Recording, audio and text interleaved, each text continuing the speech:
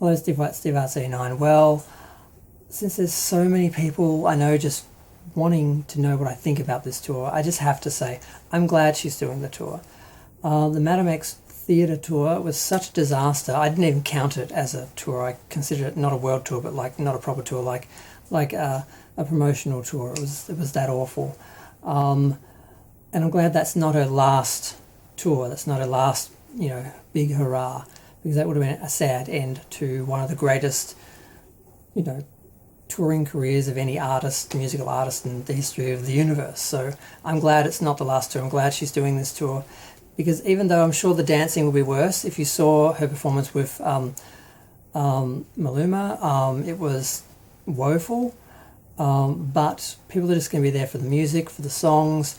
It's in stadiums, it's in arenas. It's going to make a lot more money. I think the Madame X tour maybe made like 60 million or something. I think it was about 130,000 people saw it. It was really, I'm just glad that's not her last tour. I'm glad she's doing one last big stadium, arena, big blowout, tour.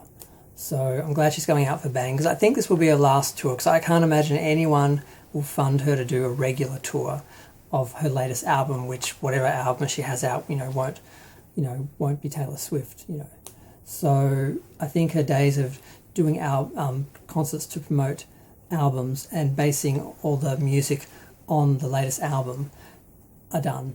And if she's going to tour in the future, it'll be like Cher tours, where she just does her greatest hits and stands around and sings while the dancers dance around her and she changes the costumes. That's basically her future.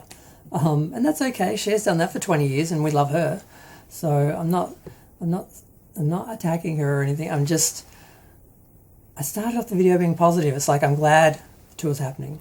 I was afraid that the Madame X tour would be the last tour that she did. So I'm glad she's doing this. But I hate that she's kind of going up against Taylor Swift, and we're going to see a big difference in the number of shows, the number of audience members, and the amount of money. Taylor's going to kick her all around the globe, but it's okay, because it's a 12th tour. Taylor's still the it girl. Madonna is the reigning queen who's just refusing to die, refusing to stop. But she's not the it girl anymore. So she can't, and she doesn't have the support that someone like Taylor Swift does. So it's okay. I'm preparing myself for the numbers, because all her last tours she did better than pretty much everyone else, except for, of course, Madame X. But it was a theatre tour when other people were doing stadiums and arenas, so you could kind of say, well, so. But this is going to be a direct competition between her and Taylor, and Taylor's going to just wipe the global floor with her.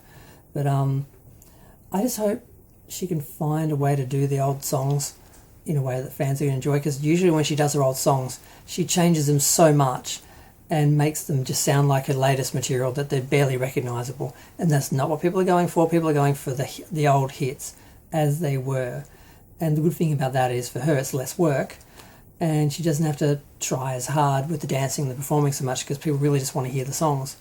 So if she takes it with the right attitude, she might be able to enjoy it and have a good tour. But if she tries, because Madonna, like with Madame X, she was saying, I'm going to do a little intimate tour, and then she tried to squeeze an arena stadium tour into a theatre tour, and it just was a disaster.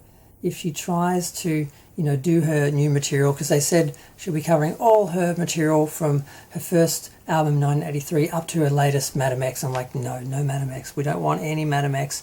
Maybe Crave. Maybe Gun Control. God Control. But yes, so I don't know why I'm doing a second video. I just still felt like talking about it, and I'm kind of relieved that she's not coming to Australia, because it was a great time, but it was a huge hassle getting the best seats that I could get to all those shows, and all the drama and the politics with the super fans and the behind the scenes stuff, and getting into the Tears of a Clown show was amazing, but I didn't know I was getting in until about 4 minutes before she started.